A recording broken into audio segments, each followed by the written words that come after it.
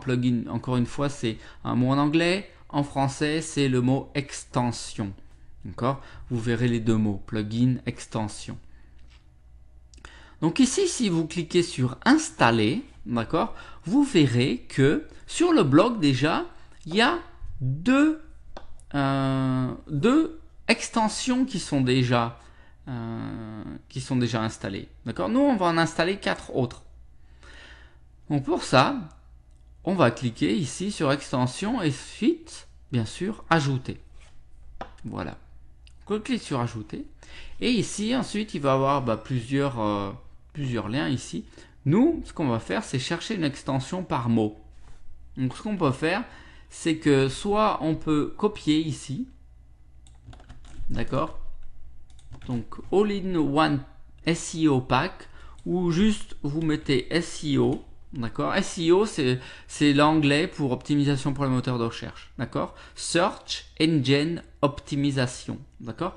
Et ici, on fait cliquer, chercher parmi les extensions. D'accord? Donc ici, bah, vous voyez, hein, il m'a trouvé All-in-One SEO Pack. Donc bah, ça c'est génial, d'accord? Il me l'a trouvé et ici, il me met un lien installé. Donc si je clique là-dessus, il est en train de me l'installer. Il me dit voilà, description, c'est ça, etc. etc. Bon. Ici, je fais sur installer maintenant. Donc ce qu'il est en train de faire ici, c'est qu'il est en train de prendre le programme de l'internet, le mettre sur votre blog, d'accord, et l'installer sur votre blog. Il l'a installé maintenant. Donc maintenant, il faut juste l'activer. Hop, activer l'extension.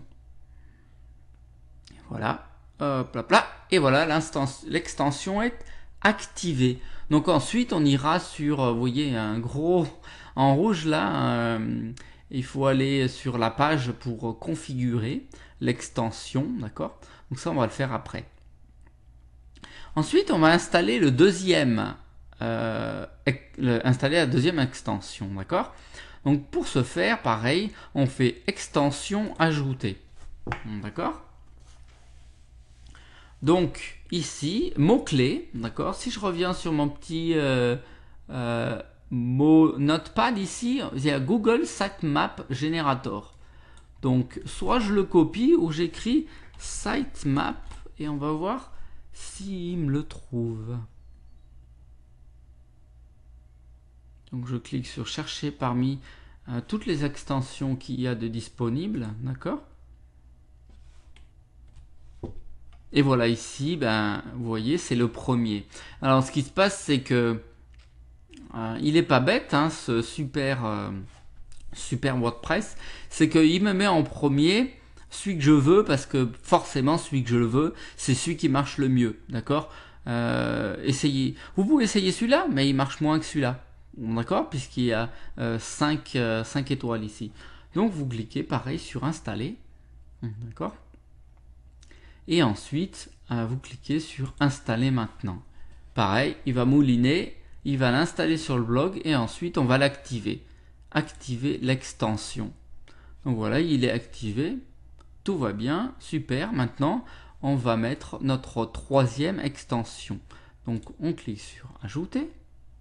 Ensuite, on va sur le document et c'est auto-tagger. Donc, on va tagger. On va mettre tagger ici, on va voir ce que ça donne.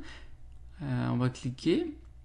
Bah écoutez, hein, comme d'hab, il met celui que je veux, puisque celui que je veux c'est le meilleur, d'accord?